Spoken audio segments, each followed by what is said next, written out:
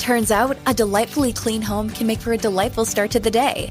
At Mrs. Meyer's, everything we make is inspired by the garden.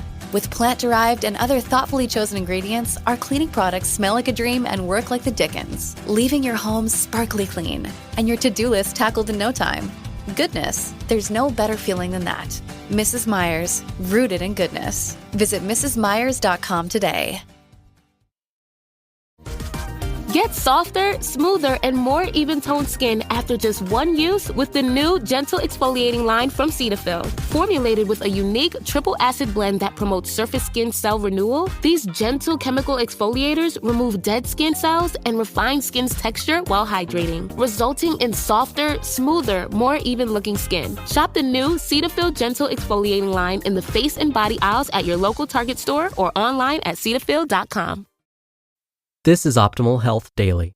Why More is Not Always Better and How to Find Balance with Exercise by Lea Genders of leagendersfitness.com. And I'm Dr. Neil, your very own personal narrator. Hey there, happy Saturday and welcome back to another weekend edition of Optimal Health Daily. This is where I read to you from some of the best health and fitness blogs on the web, and always with a bit of my commentary at the end. And with that, let's get right to the post as we optimize your life. Why More is Not Always Better and How to Find Balance with Exercise by Lea Genders of leagendersfitness.com. More is not always better. Look at the preteen who's experimenting with makeup, your uncle with a penchant for beer drinking, or the person on your block who has 17 cats. All of these in small amounts can be good, but too much of a good thing is still too much. Sometimes people take health and fitness too far.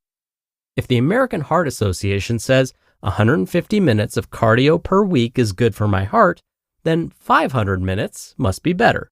If eating protein is healthy, I must eat 3 times my body weight in grams of protein. If working out 5 days a week is good, then 7 days a week must be better.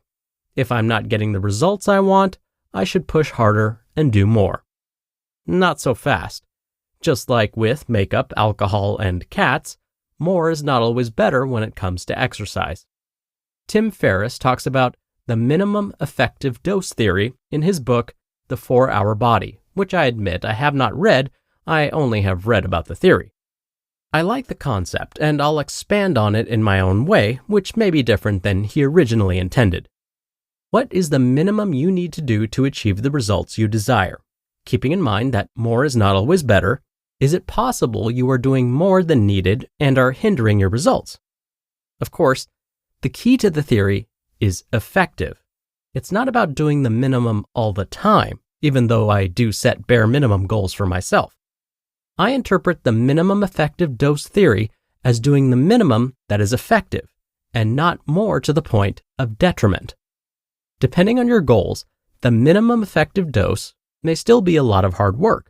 If you're training to run a marathon, your minimum effective dose is a lot of miles every week. It depends on your goals and your fitness abilities. If you exercise too intensely or too frequently or some combination of the two for your fitness abilities, it can inhibit you from reaching your goals. When the negatives start to outweigh the positives, you've taken it too far. If you ignore the initial signs of overtraining, it could lead to injury, and you won't be able to train at all. Signs of overtraining. You may need to rest if you feel aches, pains, or muscle soreness that lingers longer than usual. This is your body telling you it's time to rest.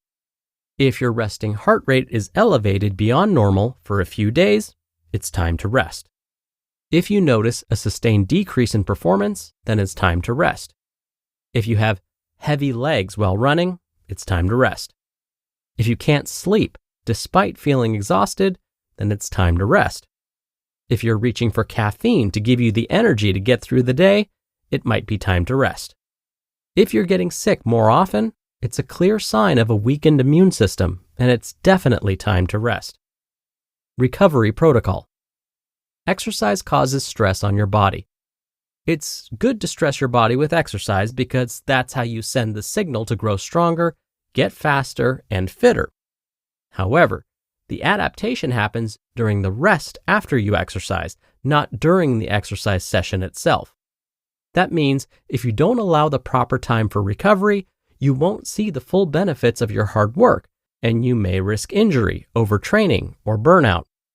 The more intense the exercise and the older you get, the more time your body needs to recover, unfortunately.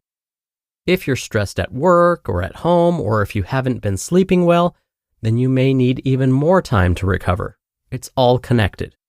Your recovery protocol should be dynamic, which means it changes day by day, month by month, and year by year. 1 week, you may need an extra day or two of rest. Then the next, you may feel great to go at full throttle. When you're 40, you definitely need more rest than you did when you were 20, unfortunately. So, how do you know how much recovery time you need? Your body will tell you.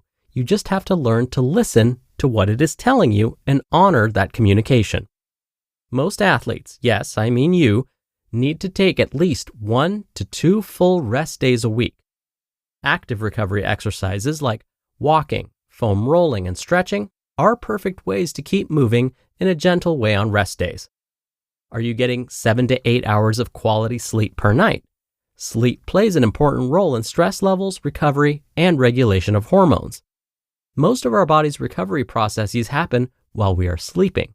If you're not currently getting at least 7 hours of sleep, it's the first step I would take to optimize recovery. Less is more when it comes to high-intensity exercise. No one likes to hear this, but most athletes will thrive on just 1 or 2 high-intensity exercise sessions a week.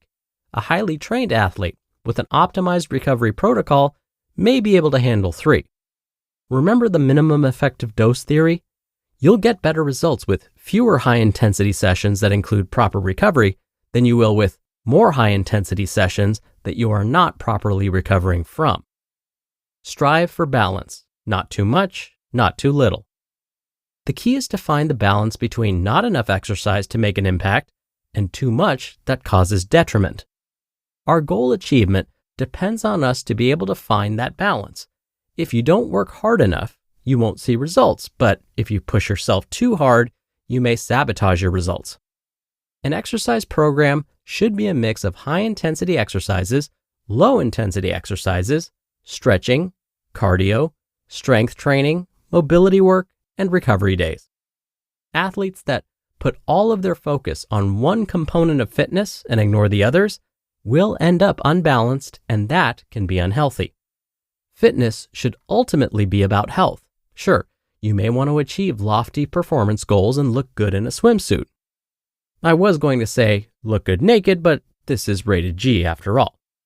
However, if you keep health as your first priority and let the defined abs and sculpted arms be a welcomed side effect, you'll be a lot more successful in achieving optimal health and longevity.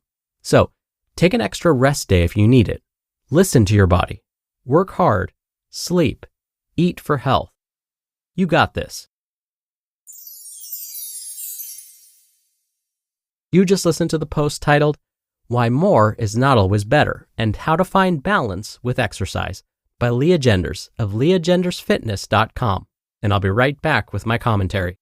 We're driven by the search for better, but when it comes to hiring, the best way to search for a candidate isn't to search at all. Don't search, match with Indeed. Indeed is your matching and hiring platform with over 350 million global monthly visitors and a matching engine that helps you find quality candidates fast. Ditch the busy work. Use Indeed for scheduling, screening, and messaging. 93% of employers agree Indeed delivers the highest quality matches compared to other job sites. One of the things I love about Indeed is that it filters out incompatible applicants. So when you're hiring, the process is much faster, and you only have to consider applicants that are already likely to be a great fit. And listeners of this show will get a $75 sponsored job credit to get your jobs more visibility at Indeed.com/health. Just go to Indeed.com/health right now and support our show by saying you heard about Indeed on this podcast. Indeed.com/health. Terms and conditions apply. Need to hire? You need Indeed. Feel your max with Brooks Running and the all-new Ghost Max 2.